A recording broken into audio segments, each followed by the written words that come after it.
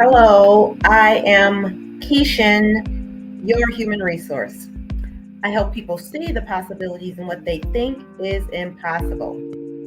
I am disrupting HR, disrupting leadership, and disrupting you today.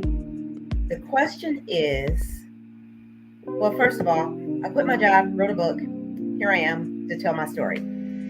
So the question is, did I quit my job because of fear or because of faith? I quit my job, but was it because of fear or faith? And so, as I was thinking about this, they both sort of intertwine with each other. I quit my job because I was told by my doctor some time ago, Keishan, if you do not eliminate stress, you are going to have a stroke or worse. And when I thought about that, I really took that to heart. And I'm like, well, I don't want to really have a stroke, but I do need to reduce my stress.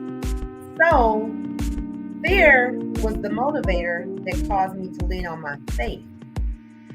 Fear was the motivator that caused me to lean on my faith. So what does that mean? When your doctor tells you, Keishan, if you do not reduce stress in your life, you're going to have a stroke. Fight or flight. At first, I was shocked. And then I thought, you know what? Nope, I can do something about this. So the fear motivated me to really seek God about direction. So this didn't happen immediately because I quit my job in September of 2023. When my doctor told me about reducing stress in my life, this was actually in 2021. It was like January, February, the first quarter of 2021. So that was 3 years ago. 3 years ago, I was told to reduce stress. Now, what do we know about stress? What do we know about continuing to do things that could be damaging? We know that if you hit a rock enough times, eventually it's going to chip and maybe even crack. Or if we continue to add stress to a balloon as we blow it up, guess what? It's going to pop. And when that happens, it's all messed up. So what I decided to do was to take heed to the instructions that my doctor told me. Keishan, if you don't reduce stress, you're going to have a stroke. So I started to minimize stress 2.5 years, 3 years later. And I tried to medicate to reduce the stress. It didn't reduce the stress, but it did lower my blood pressure. So what good is taking meds to lower my blood pressure when the stress was still there? Because then there's other physiological challenges that come into play, such as the headaches, such as blurred vision, such as more stress on your heart. At least that's for me. So if I'm doing all these other things, but I'm not reducing the stress, am I really treating what needs to be treated, which is the stress to lower my blood pressure? That's where I leaned on my faith. And so I said, I quit my job, wrote a book, but before I quit my job, I really was in prayer about this. Now, some people, this is what people tell me: why you gotta mix? Gotta put God in it. Well, God was already there, and God is always going to be in it, no matter what we do. So the question is: do you lean on Him? Do you lean on your faith, or do you take matters into your own hand? I decided I don't want to take matters in my own hand. Well, I did for a little bit, for 3 years, and then the last time, because I was fearful of what would happen if I continued to lay in bed. This must have been about 2-3 o'clock in the morning. And what if nobody came home and I'm there? Then what? And it's morbid to think that somebody would have found me dead, but that's what went through my mind. Now, you may not have those issues. You may say, no, nobody thinks like that. Well, I was thinking like that. So I guess that's when that fear kicked in. So I made a choice in prayer. And if God told me to do something, which I did, I quit my job. But I've shared this before. My blood pressure has not gone back up. Not only has my blood pressure not gone back up, I'm not taking those meds anymore. And I feel great. However, don't think just because you stop one thing, nothing else will happen, because that did happen. So what I'm learning in this time right now is that there is no foolproof method of eliminating stress in your life. It just depends on the type of stress. So there's financial stress, there's emotional stress, there's physical stress, all these different types of stress.